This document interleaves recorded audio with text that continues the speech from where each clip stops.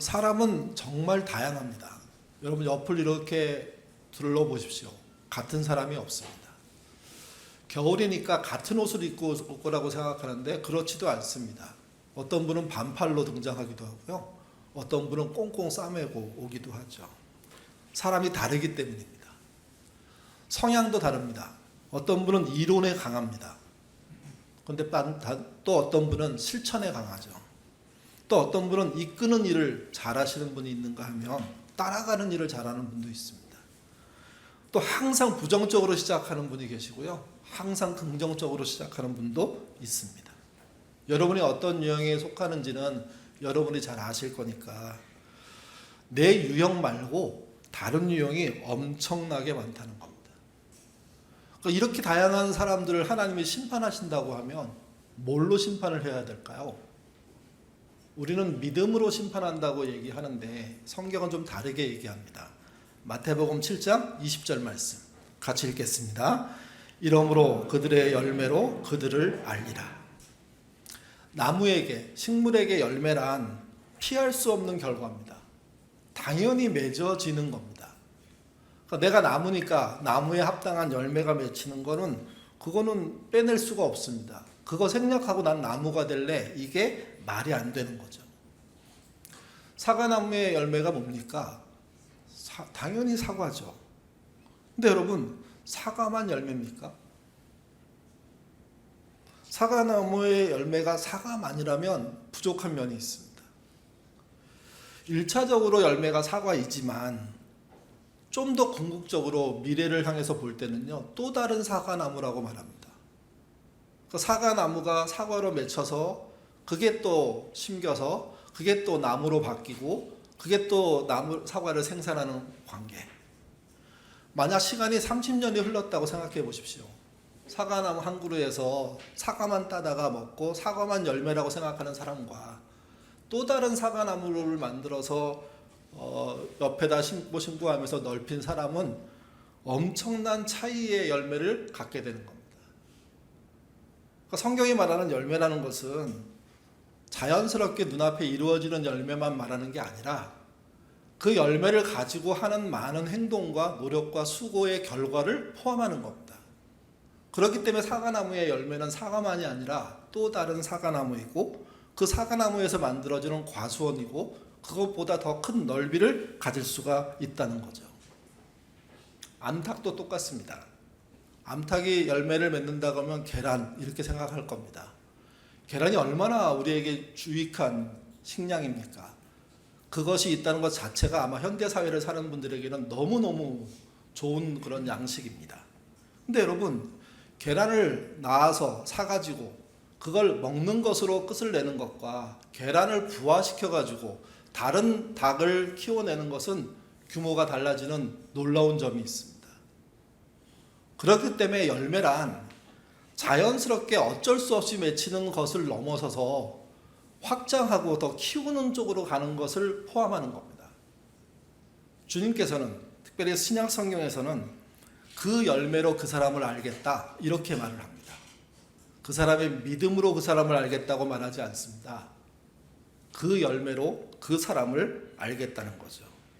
그러니 이 열매가 어떻게 맺히냐, 어떤 방식으로 확장되느냐, 그게 하나님 나라가 이 땅에 오는 것이고 하나님 나라가 확장되는 겁니다. 그래서 열매가 중요합니다. 지난 한 해 어떤 열매를 맺으셨습니까? 또 올 한 해 어떤 열매를 맺으려고 하십니까? 그것이 아무 일도 안 해도 맺히는 열매가 아니었으면 좋겠습니다.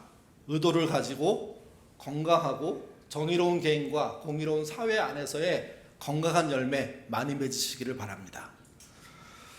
사도 요한은 노마의 박해를 받고 또 이단 사설들이 설치고 있는 시대에 무엇을 모델로 해야 될지 명확하게 밝혔습니다. 그때 모델은 성공의 모델이 아니라 삼위일체 하나님의 사귐입니다. 신자인 사람들이 목표로 받아야 될 가장 뚜렷한 좌표는, 방향은, 비전은 삼위일체 하나님이라는 거죠. 그리고 그 삼위일체 하나님의 사귐이 우리 신앙의 굉장히 중요한 모델이라고 설명하고 있는 겁니다. 그리고 오늘 본문에서는 그 삼위일체 사귐을요 줄여서 서로 사랑이라고 말합니다. 서로 사랑에 대한 자세한 설명을 해야 되는데 그 설명을 해가면서 사도 요한은 굉장히 이색적인 얘기 한 가지를 거기다 얹습니다.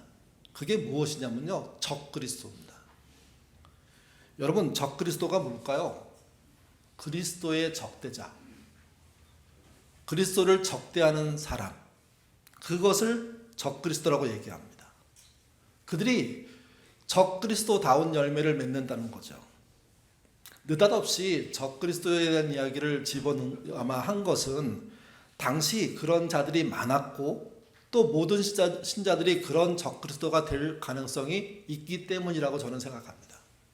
그러니까 위험 요소를 얘기하면서 이왕 할 건데, 서로 사랑할 건데 제대로 하자 하는 이야기를 하는 거죠.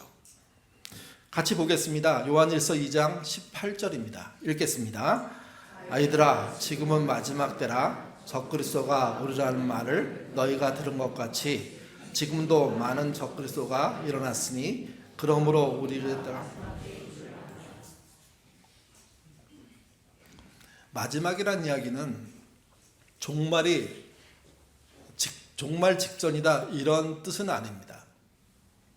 마지막 시대의 증상들이 지금 활발하게 나타나고 있다, 그런 의미로 받아들이셔야 됩니다. 근데 마지막 시대의 증거 중에 굉장히 뚜렷한 첫 번째 증거가 적그리스도들이 등장하는 겁니다. 그리스도를 적대하는 자들이 활동하는 겁니다. 이걸 요한일서는 세 가지 정도로, 신약 성경 포함해서 보면 세 가지 정도로 설명합니다. 누가 적그리스도냐? 첫 번째는요, 예수 그리스도의 인성과 신성을 부인하는 자들입니다. 이들은 예수께서 하나님의 아들이라는 사실, 그리고 메시아로 사람으로 이 땅에 오셨다는 사실 자체를 부인하는 겁니다. 요한일서 2장 22절에서 23절도 같이 읽겠습니다. 거짓말하는 자가 누구냐? 예수께서 그리스도임을 부인하는 자가 아니냐? 아버지와 아들을 부인하는 그가 적그리스도니 이들을 부인하는 자에게는 또한 아버지가 없으되 아들을 시인한 자에게는 아버지도 있느니라. 예수 그리스도의 얘기를 하려고 하면 아버지 하나님의 얘기를 분명히 해야 되죠. 아버지 하나님의 존재를 인정하고 그리고 그분에 의해서 사람으로 태어난 예수를 인정하는 겁니다. 예수만을 놓고 봤을 때 예수님의 출발은요, 사람입니다. 예수님을 만난 사람들은 사람을 만난 겁니다. 그와 함께 있었던, 짧게 만났던, 어떤 사건을 통해서 잠깐 보았던 상관없이 사람 예수를 본 거죠. 근데 그 장면에 특이함이 있습니다. 어떤 장면은 이적이 일어나는 장면입니다. 어떤 장면은 치유를 하시는 장면입니다. 어떤 장면은 변화산에서 변형된 모습입니다. 어떤 장면은 오병이어 엄청나게 많은 사람들이 어린아이의 도시락 하나로 배불리 먹고 12광주리가 남는 사건을 본 겁니다. 어떤 사람은 부활입니다. 죽었다는 분이 다시 살아나서 몸을 입고 우리가 말하는 시공간을 초월해서 움직이시는 그 현장들을 목격한 겁니다. 어떤 사람의 경우에는 승천입니다. 부활하신 그분이 가만히 계시지 않고 당신의 나라로 돌아가면서 다시 오겠다고 말씀하신 거죠. 모두가 사람인 예수로부터 시작되는 이야기 안에 다양한 신적 요소들을 발견하게 되는 겁니다.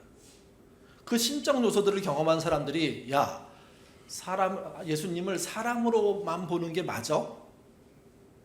어떻게 나 같은 사람이 할 수 없는 영역으로 들어가시고 그런 일을 해내시고 그런 일을 하시면서도 더 목적 있게 움직이시는 그 활동을 보면 그분은 하나님의 아들이고 신이야 하는 이야기들이 확대되기 시작하는 겁니다. 여기서 제일 중요한 것은요, 예수님이 신이라는 사실이 아니라 예수님이 사람이라는 사실입니다. 사람부터 인정이 돼야 그래서 신으로 가는 과정들을 발견할 수가 있고, 그래서 예수님은 사람인 동시에 신인 분이구나, 하나님은 아버지시고 예수님은 아들 예수구나, 이렇게 인정하는 확대가 일어나는 겁니다. 더 흥미로운 건 당시 그 장면들, 특별히 예수님의 신성들을 보았던, 만났던, 느꼈던, 누렸던 사람들이 그걸 보고 느끼고 난 다음에 모두 예수를 신으로 믿었느냐? 그렇지는 않았습니다. 이해가 안 되는 분도 있었고, 오해가 생기는 분도 있었고, 신이지만 부족하지 않아? 하는 이야기도 나오기 시작하고, 그러니까 기적과 이적을 체험한 제자들조차도, 부활과 승천을 본 제자들조차도 온전히 주님을 하나님의 아들 신으로 받아들이지 못한 상태에서 예수님 이야기가 끝나는 겁니다. 여러분, 예수님을 사람으로 인정하지 못하는 것은 눈으로 보는 것을 인정하지 않는 것일까 문제 있는 행동이지만, 예수님이 신이라는 사실 자체를 온전히 받아들이지 못하는 것은 그것은 잘못이 아니라 이해의 과정이라고 보셔야 되는 겁니다. 그렇기 때문에 이 이해의 과정 속에 들어와 있는 아직 신으로 믿지 못하는 많은 사람들은요, 적그리스도가 아닙니다.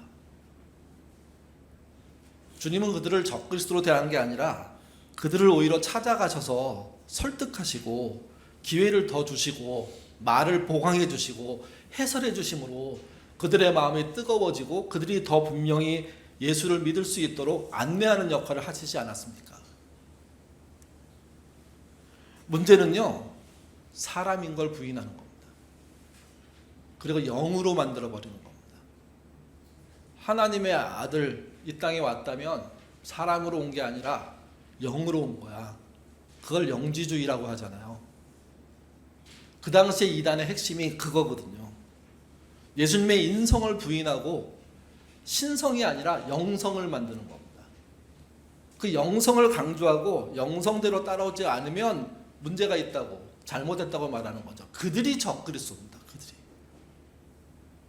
요한 1서가 말하는 적그리스도는 예수님 자체를 부인하기보다는 예수님의 사람됨을 부인하는 존재들이고, 예수님의 신성을 얘기하는 것 같지만 아니, 영적인 존재로 폄하하는 존재였기 때문에 적그리스도가 된 거죠. 문제는 이 말에 심지어 예수님을 본 사람들까지도 현혹되어서 끌려다녔던 겁니다.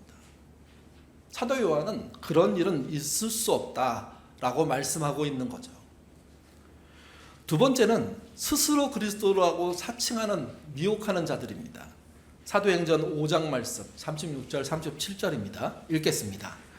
이전에 드다가 일어나 스스로 선전하매 사람이 약 400명이나 따르더니 그가 죽임을 당하매 따르던 모든 사람들이 흩어져 없어졌고, 그 후 호적할 때 갈릴리에 유다가 일어나 백성을 깨어 따르게 하다가 그도 망한즉 따르던 모든 사람이 흩어졌느니라. 36절의 드다는 마술사였습니다. 엄청난 인기를 누렸습니다. 그 누림이 권력적인 힘이 됐습니다. 추종자가 400명이 생겼다고 얘기합니다. 여러분, 유대 사회에서 400명은 아둘람 식구들의 숫자와 같은 겁니다. 상징성이 있습니다. 어떤 마술사가 능력을 행했는데 400명의 추종자가 생기면서 그는요, 자신의 마술의 결과로 이런 결과가 났다고 고백해야 되는데 자신을 메시아로 바꿔버립니다. 그리고 메시아 추종자 400명을 가지고 세상을 다르게 만들겠다고 호언장담하는 거죠. 그가 했던 호언장담 중에 하나가 여호수아처럼 요단강물을 갈라내겠다고 얘기했습니다. 이루진 못했고요. 결국 총독한테 잡혀서 참수를 당합니다. 이것을 이스라엘 사람들이 알고 있는 겁니다. 메시아라고 설치고 돌아다니는데 결국 그는 적그리스도였구나, 그 얘기를 하고 있는 거죠. 37절에 유다도 그렇습니다. 로마에게 세금 내는 게 너무 힘든 일이었습니다. 그래서 그걸 거부했죠. 그랬더니 사람이 모입니다. 그들을 선동해서 정치 집단, 군사 집단화 시켜가지고 열심당원으로 변형시키고 그들이 나름 독립운동, 나름 메시아 운동을 하게 됩니다. 근데 이들도 실패합니다. 성경에 강도인 바라바 나오지 않습니까? 단순한 절도범이 아닙니다. 스스로 메시아라고 자처했던 혁명적인 인물입니다. 이들이 메시아로 활동했다가 잡힌 겁니다. 때마침 예수님도 잡히셨는데 혁명적으로 위험한 존재가 바라바임에도 불구하고 그 당시 유대 권력자들은요, 예수님을 훨씬 더 무서워했습니다. 그래서 어떻게 하냐면 예수는 죽이고 바라바는 살리게 되죠. 그런 식으로 그 땅의 모든 문제를 해결할 수 있는 무언가 대단한 역할을 하는 메시아로 불렸던 많은 자들이 적그리스도인인 겁니다. 세 번째가 이게 더 심각한 건데요. 자기 이득을 위해 교회를 이용하고 파괴하는 자들이 적그리스도입니다. 그리스도의 반대자, 그게 적그리스도인인데 이들은 교회 바깥에도 있죠. 근데 여러분, 교회 안에도 많을 수 있습니다. 아니, 많은 게 현실입니다. 지난 주 내내 그 전부터 그랬지만 외국의 한 유명한 작가, 한국의 유명한 목사 둘이 벌린 일 때문에 기독교계가 어마어마하게 소란스러웠습니다. 진짜 망신살이 하늘로 뻗치는 그런 한 주였습니다. 그들의 둘이 나타나서 얘기한 모든 이야기는 결국은 믿음을 이용해서 자기가 뭔가를 챙기는 겁니다. 유익을 얻어내고 누린 겁니다. 교회를 다니면 당연히 그리스도라는 이름을 갖게 되잖아요. 근데 그 그리스도라는 이름으로 그리스도를 높인 게 아니라 자기 사업을 한 거죠. 자기 이득을 챙긴 거죠. 목사와 장로가 그랬고 작가가 그랬고, 그것만이 아닙니다. 그들의 행동에 동조하고 또 기생해서 혜택까지 얻는 자들이 한두 명이 아닌 게 한 번에 보인 사건이 지난주 중에 벌어졌습니다.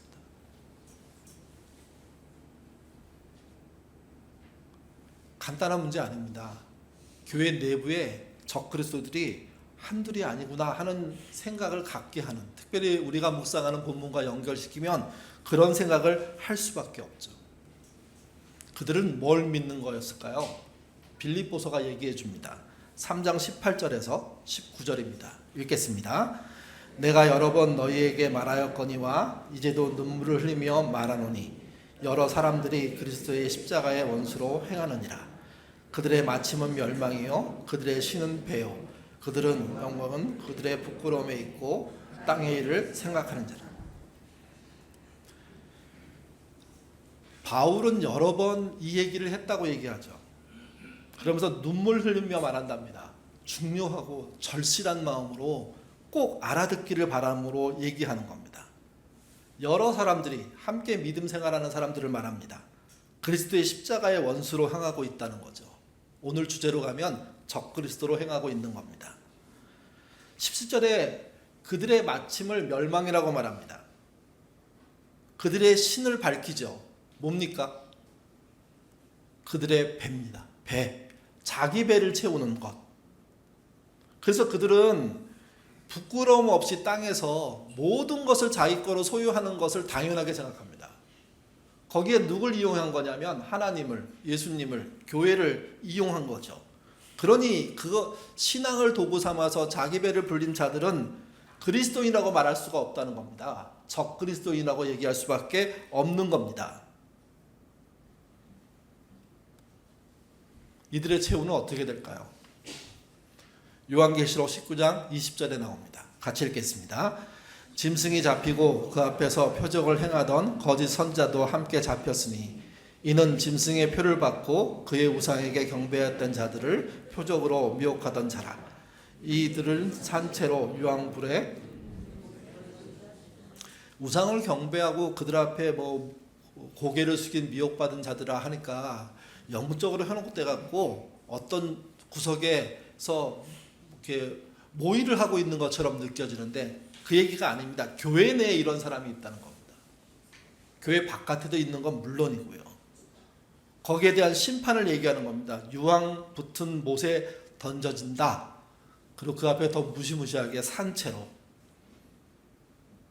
정확하게 이게 뭘 말하는지는 더 이상 설명이 없습니다. 근데 산채로 하겠다는 것은 하나님이 반드시 즉각적인 심판을 하고 계시다는 이야기를 하고 있는 겁니다. 적그리스도의 세력이 우리 안에 있을 수 있음을, 그리고 그것을 잘 구별하라고 얘기하는 거죠. 예수님의 신성이나 인성에 대해서 좀 다른 생각을 갖고 있는 건 적그리스도가 아닙니다. 예수님을 하나님의 아들로 아직 믿어지지 않아서 의심 많은 이야기를 막 쏟아놓을 때 그 사람을 적그리스도라고 부르지 않습니다. 예수님을 믿는다고 얘기하면서 자기 것을 챙기는 거죠. 예수님을 믿는다고 하면서 정의로운 개인으로 살지 않고 공평한 사회에 대한 삶을 포기한 겁니다. 그들이 적그리스도라는 겁니다. 그에 비해서 그리스도인은 그 적그리스도인과 반대편에 있는 사람입니다. 그들과 전혀 다른 삶을 사는 거죠. 어떤 삶을 사느냐? 첫 번째가 의를 행한다고 얘기합니다. 요한일서 2장 29절 같이 읽겠습니다. 너희가 그가 의로운 줄을 알면 의를 행하는 자마다 그에게서 난 줄을 알리라. 그는 예수님이고 예수님이 낳은 자녀라는 증거는 의를 행하는 것 말고는 없답니다. 삶의 열매가 의인 겁니다. 인간적인 옳음을 말하는 게 아니라 하나님이 인정하시는 정의, 하나님이 말씀하시는 공의의 사회를 만드는 삶, 그걸 말하는 겁니다. 그것이 신자의 명확한 가치관입니다. 요한일서 2장 15절은 기준을 말하는데요. 그 기준이 어디서 작동해야 되는지 설명합니다. 읽겠습니다. 이 세상이나 세상에 있는 것들을 사랑하지 마라. 누구든지 세상을 사랑하면 아버지의 사랑이 그 안에 있지 아니하리라. 이때 세상은 우리가 사는 세상이라는 의미가 아닙니다. 하나님이 만드신 만물이 있는 곳이란 뜻이 아닙니다. 하나님을 등지고 타락한 적그리스도의 방식이 통용되는 그곳을 말하는 겁니다. 거기서 통용되는 사람이 아니라 거기서 나오는 사람이 되라고 얘기하는 거죠. 그런 의미에서 신자는 은둔 자가 아닙니다. 자기 혼자 영성 깊게 갖고 골방에서 기도하는 정도로 마무리하는 인생이 아니고요. 변혁자입니다. 어떻게 하면 이 잘못된 세상을 제대로 된 세상으로 바꿀 수 있을까를 생각하고 그것을 공의로운 개인, 정의로운 개인으로서 공의로운 사회를 만드는 방식으로 그 변화를 추구하는 겁니다. 그걸 디모데서가 이렇게 표현했습니다. 4장 4절에서 5절입니다. 읽겠습니다. 하나님께서 지으신 모든 것이 선함에 감사함으로 받으며 버릴 것이 없나니 하나님의 말씀과 기도로 거룩하여지리라. 하나님이 만드신 모든 세상은 악합니까? 선합니까? 선합니다. 그리스도인은요, 그 선한 것을 선하게 사용하는 사람들입니다. 선하게 사용하는 것은 아무렇게나 열매 맺는 방식이 아닙니다.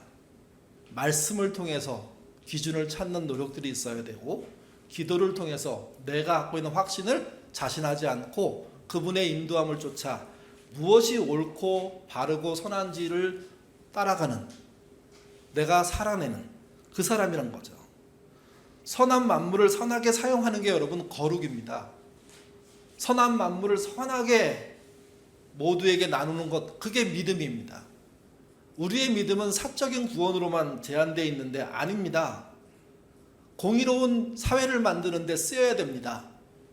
그 공의로운 사회를 누가 만들어야 됩니까? 정의를 추구하는 개인인 우리 신자가 선한 일을 함으로, 선한 열매를 맺음으로, 사과만 맺는 게 아니라 사과나무까지 심음으로, 계란만 먹는 게 아니라 계란을 통해서 새로운 생명체를 부화시킴으로써 확대함으로 그 나라와 그 뜻들을 이루는 거죠. 이게 의입니다. 의는 정신이 아니고 사고체계가 아닙니다. 삶을 말하는 것이고, 그 의로움으로 채워지는 삶의 열매를 갖고 있는 사람, 그 사람이 그리스도인입니다. 또 하나의 그리스도인의 증거는 서로 사랑입니다. 요한일서 3장 10절 11절입니다. 같이 읽겠습니다. 이러므로 하나님의 자녀들과 마귀의 자녀들이 드러나나니 무릇 의를 행하는지 아니하는 자나 또는 그 형제를 사랑하지 아니하는 자는 하나님께 속하지 아니하니라. 우리는 서로 사랑할지니 이는 너희가 처음부터 들은 소식이니라. 하나님의 자녀들과 마귀의 자녀들이 섞여 있다고 얘기합니다.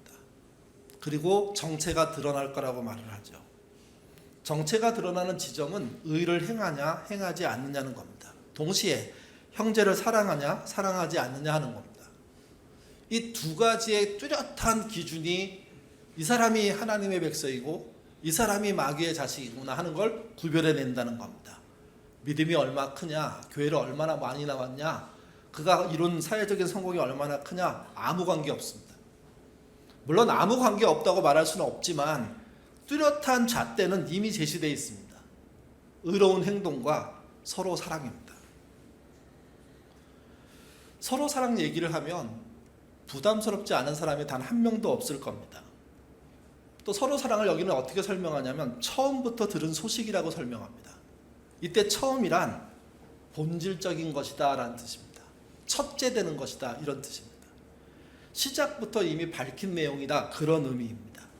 그러니까 서로 사랑이라는 것이 너무도 뚜렷하게 우리의 믿음과 구원을 보여주는 증거라는 거죠. 사랑을 실천할 때 주의점이 있습니다. 내 마음에 드는 사람만 사랑하는 게 진정한 사랑일까요? 그걸 편애라고 합니다. 편애는 영적이든 육적이든 극단입니다. 편애하지 않도록 거리두기 하셔야 됩니다. 내가 누군가를 지나치게 의존하고 너무너무 사랑해서 다른 사람과 비교했을 때 너무 편중된다면, 너무 그쪽에 확 치우쳐가지고 오히려 그쪽이 잘못하고 있음에도 불구하고 편들고 있다면 거리두기 하셔야 됩니다. 이때 자녀를 사랑하는, 어린 자녀를 사랑하는 것을 여기다 댈 수는 없습니다. 아직 미숙한 아이들을 편애해야죠. 지켜내야죠. 그러나 점점점 균형 잡힘으로 가셔야 됩니다. 아이가 알아듣기 시작할 때부터는 가르치셔야 됩니다. 옳고 그름을, 안 되고 됨을. 그런 과정으로 편애를 극복하시는 거죠. 근데 어른이 되어서도 편애를 진짜 사랑으로 착각하고 영적으로 육적으로 극단에 치우쳐 살게 되면 그분이 하는 서로 사랑은 사랑이 아닙니다. 분열이고 차별이고 사회 파괴죠. 여기 어르신들 계시는데 기도하실 때 자기 자식만을 위해서 기도하지 마십시오. 자기 자식이 살고 있는 사회, 세대를 놓고 기도하십시오. 그 세대에 내 자식이 건강한 삶, 선한 삶, 의로운 삶, 정의로운 삶 살게 해달라고 기도하셔야 됩니다. 그리고 그 세대가 그런 의로운 변화가 일어나도록 기도하셔야 됩니다. 편애를 극복하는 방법입니다. 편애가 극복되지 않으면 분명히 말씀드립니다. 거리 두십시오. 그 편애로 본인도 망합니다. 편애의 반대편이 뭘까요? 원수라고 저는 생각합니다. 원수도 영적으로 육적으로 극단입니다. 사랑하려고 하지만 어려운 분들이 있습니다. 시도했지만 그 결과가 갈등인 분들이 있을 수 있습니다. 이럴 때 원수가 되지 않기 위한 거리두기를 하셔야 됩니다. 너무 더 붙어가지고 원수가 되고야 말겠다라는 과정으로 가면 안 되는 거죠. 그래서 거리두기를 통해서 원수가 되지 않는 거리를 유지하는 겁니다. 천천히. 제 생각에는 제가 아직 어리고 미련하기 때문에 다 알지 못하지만 안 될 수도 있겠다. 그러면 원수는 되지 말자로 가셔야 됩니다. 그런 태도를 가지고 양극단에 몰리지 않고 중앙에 있는 서로 사랑을 이루는 삶 사시는 것, 그게 그리스도인이라는 증거라는 겁니다.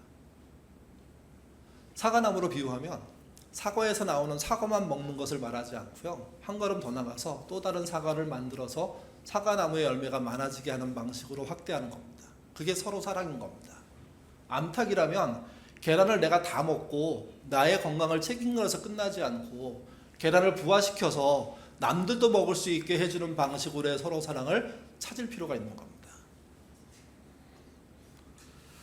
혼자 유학 간 분이 계셨습니다. 방학이 됐습니다. 알바하면서 또 다음 학기 준비하고 열심히 공부하는데 너무 외롭고 쓸쓸한 거죠. 대학 때 한 대학을 같이 다니면서 친했던 친구들이 주변 나라에 유학 와 있는 걸 알았습니다. 그래서 어렵게 전화번호 구해가지고 연락했습니다. 언제 한번 만나자. 정말 기적처럼 날짜가 정해지고 그 친구들이 결혼한 부부들이었는데 자기 집에 오게 된 겁니다. 이 혼자 유학 간 사람이 그들을 만나는 기대가 얼마나 큰지, 그리고 그들과 함께 뭘 먹을지 고민하다가 평상시에는 근처도 못 간 한국 마켓, 한국 식품점에 가서 한국 요리를 하기 위해서 들여다보니까 닭볶음탕을 해먹고 싶다는 생각이 든 겁니다. 우리나라 닭하고 좀 다르죠. 닭 큰 거 2마리 사고 그다음 닭볶음탕 할 수 있는 여러 가지 재료들 사가지고 진짜 큰 돈 지출하고 온 겁니다. 그리고 다음날 친구들이 왔습니다. 둘 다 결혼해가지고 아내랑 같이 온 거죠. 첫날 저녁에 식사하기 위해서 이제 자기가 하겠다고 얘기하니까 한 친구의 아내가 자신이 하겠다고, 그래서 그분이 메인을 잡고 자기가 보조를 하면서 닭볶음탕을 만들었습니다. 그날 그걸 먹으면서 그가 유학생활 중에 최고의 음식을 먹었다고 고백했습니다. 너무너무 맛있다고, 너무너무 행복했다고. 다음날 이게 뭐 분명히 장난인지 아침에 다시 밥을 먹어야 되는데 어저께 건 다 먹었고 다시 요리를 해야 되는데 닭밖에 없는 거죠. 뭐 유학생의 집이라는 게 풍족하지 않으니까. 그래서 다시 닭볶음탕을 또 해먹자. 어저께 맛있었으니까 오늘도 맛있겠지 하고 하는데 이번에는 다른 부인, 다른 친구의 부인이 자기가 하겠다고, 그냥 얻어먹은 것만 미안하니까. 그래서 열심히 만들어서 식사를 하게 됐는데 다른 사람은 모르겠고 그 혼자 유학 온 그 사람이 맛있다고 말을 할 수가 없는 겁니다. 자기 얼굴이 점점 어두워지니까 남들의 얼굴도 어두워지는 것으로 이해가 되고 나중에 그는 그 음식을 뭐라고 표현했냐면 최악이었다, 이렇게 평가를 했습니다. 여러분, 같은 슈퍼에서 산 닭과 같은 양념, 같은 채소로 요리를 했는데 왜 맛이 이렇게 차이가 날까요? 우리는 보통 이런 경우에 레시피의 민자라고 생각할 수 있습니다. 그럴 수 있죠. 레시피에 들어가는 함량들이 좀 잘못돼가지고 잘못 이해했거나 또는 그날 레시피를 약간 오해해서 또는 컨디션이 나빠서 등등의 요인들 때문에 요리가 달라질 수 있지 않습니까? 근데 레시피가 같음에도 불구하고 달라졌다면 뭐가 문제가 있는 걸까요? 그건 맛을 내는 사람, 우리로 말하면 손맛의 차이가 있는 겁니다. 근데 만약에 손맛의 차이가 있어도 사실은 맛에 대한 결론을 평가할 때 좀 다른 평가가 있잖아요. 제가 경험한 건 이런 게 있습니다.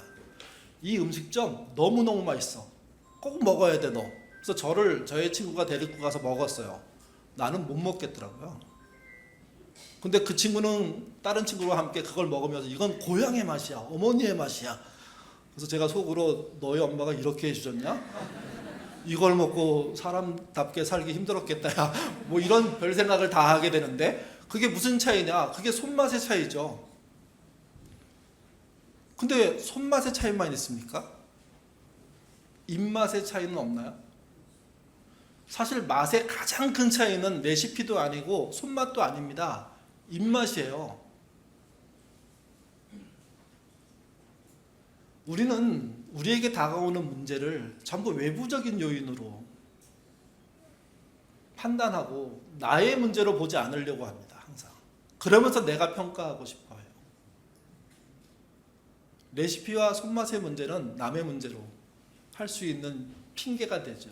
근데 상당수의 경우에 입맛, 나의 문제가 더 큰 문제인 경우들이 많다는 겁니다. 신앙을 요리로 비유한다면 레시피가 있습니다. 여러분, 신앙의 레시피는 뭡니까? 이거에서는 다른 점이 좀 거리가 좀 좁아져야 될 수밖에 없어요. 왜냐하면 그분의 말씀과 그분의 뜻을 행하는 내용 또는 우리가 들고 있는 성경, 이런 게 레시피가 되겠죠.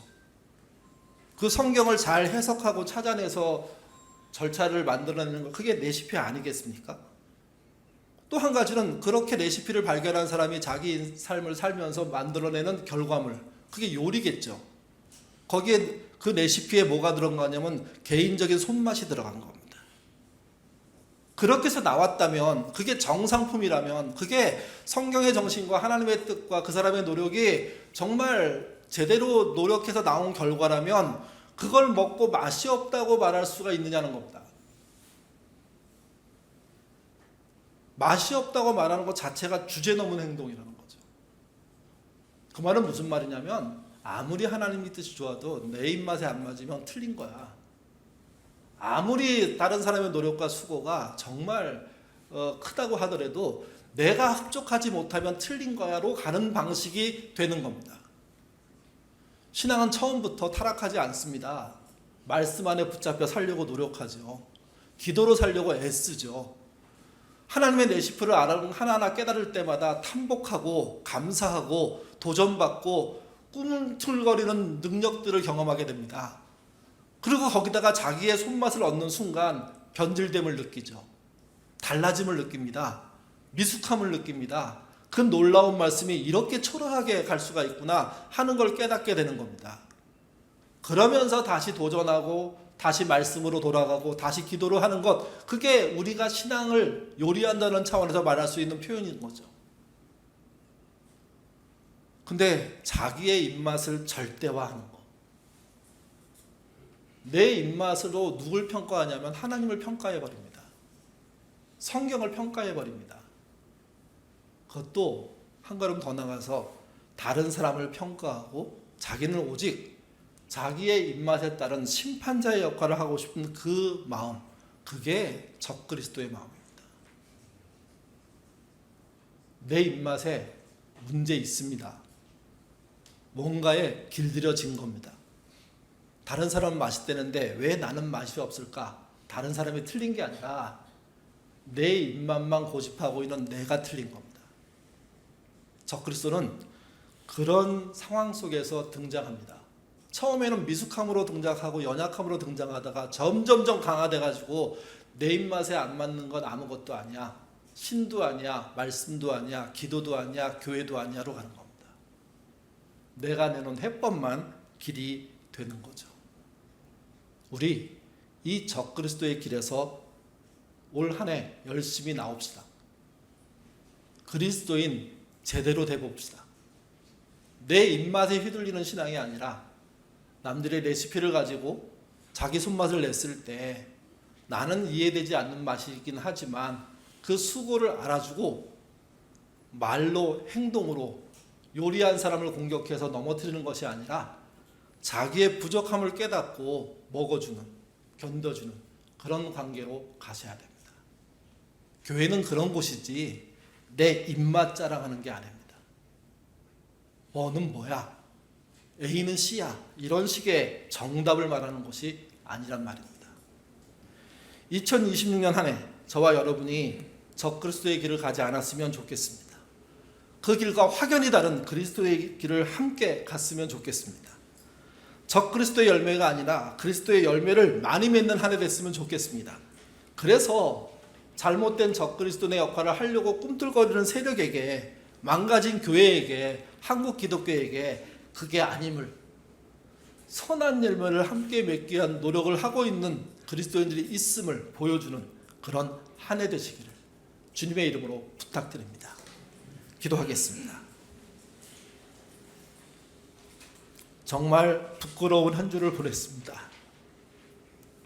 내가 그런 일을 한 건 아닌데, 내가 늘 즐겨 읽었던 저자와 내가 참 괜찮다고 생각했던 목사님이 너무도 허망한 말들을 쏟아놓고 말도 안 되는 저 정도였을까 할 정도의 행동들을 하고도 뻔뻔하게 견디는 것을 보는 그런 한 주였습니다. 마치 내 안에 있는 것을 들킬 것 같아서 너무 힘들었고 너무 외로웠고 너무 불안했습니다. 내 안에도 오늘 읽은 본문의 적그리스도가 있음을 보았기 때문입니다.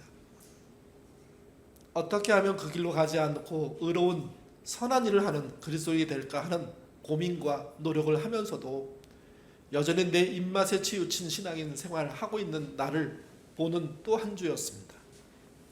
주님, 이 사건을 그것을 저지른 사람들의 책임으로만 생각하지 않게 하시고 나 또한 그런 일에 동조한 인물임을 잊지 않는 신자 될 수 있도록 인도하여 주옵소서. 교회 바깥에 적그리스도인은 그래도 막을 수 있습니다. 교회 안에 적그리스도가 되어가는 목사, 장로, 교우들의 모습들 앞에 정신 차리고 그리스도인다운 선한 삶을 사는 우리가 되도록 인도하여 주옵소서. 정의로운 개인이 되기를 원합니다. 그리고 그 개인의 연대를 통해서 공의로운 대한민국을 세울 수 있도록 인도하여 주옵소서.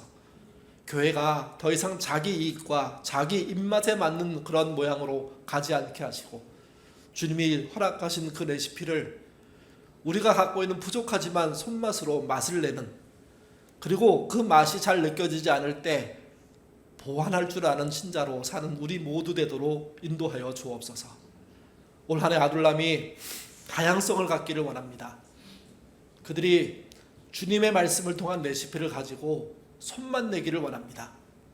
다른 아둘람 식구로서 그 아둘람들이 내는 맛을 느끼지 못할 때 그들이 잘못했다고 말하는 것이 아니라 내 입맛이 편중됐구나 하는 깨달음을 얻는, 그래서 그리스도인다움이 더 반듯하게 세워지는 그런 한 해 될 수 있도록 인도하여 주옵소서. 노력하는 아둘람은 편애에 빠지지 않도록 도와주시고, 원수 맺는 데까지 싸우지 않도록 하나님 인도하여 주옵소서. 거리두기란 질병의 문제에서만 필요한 것이 아니라 우리의 서로 사랑에서도 너무너무 필요한 것입니다. 주님 도와주셔서 편애를 넘어서고 원수 맺지 않는 방식으로 서로 사랑하는 교회, 사랑하는 아둘람, 사랑하는 가족관계들 만들어 가도록 붙잡아 주옵소서. 마지막으로 기도합니다. 하나님이 선하게 주신 많은 재료들을 선하게 쓸 줄 아는 우리가 되게 하옵소서. 내 배가 신이 되면, 내 배를 채우는 일이 목적이 되면 우리도 다른 적그리스도인과 다를 바가 없게 됩니다. 선한 그 기회를 정말 선하게 쓰기 위해서 정의로운 개인이 되게 하시며 공의로운 사회를 만드는 일에 눈이 열려 마음이 열려 행동이 열려 있는 우리가 되도록 인도하여 주옵소서. 마지막으로 기도합니다. 이런 이야기를 할 수 없는 환경에 있는 우리의 교우들이 있습니다. 그들은 우리가 무조건 끌어안고 챙겨야 될 우리의 지체입니다. 그들을 향해서 복잡한 얘기하지 않게 하시고 진정한 선한 사랑 베푸는, 그걸 보이는 우리 예인 되도록 도와주옵소서. 기쁜 일에 함께 기뻐하고 슬픈 일에 함께 슬퍼하고 외로움을 달래주는 그런 공동체 예인 되도록 도와주시옵소서. 그래서 올 한 해 그리스도인다운 열매 많이 맺을 수 있도록 도와주시옵소서. 감사하며 예수님 이름으로 기도드립니다. 아멘.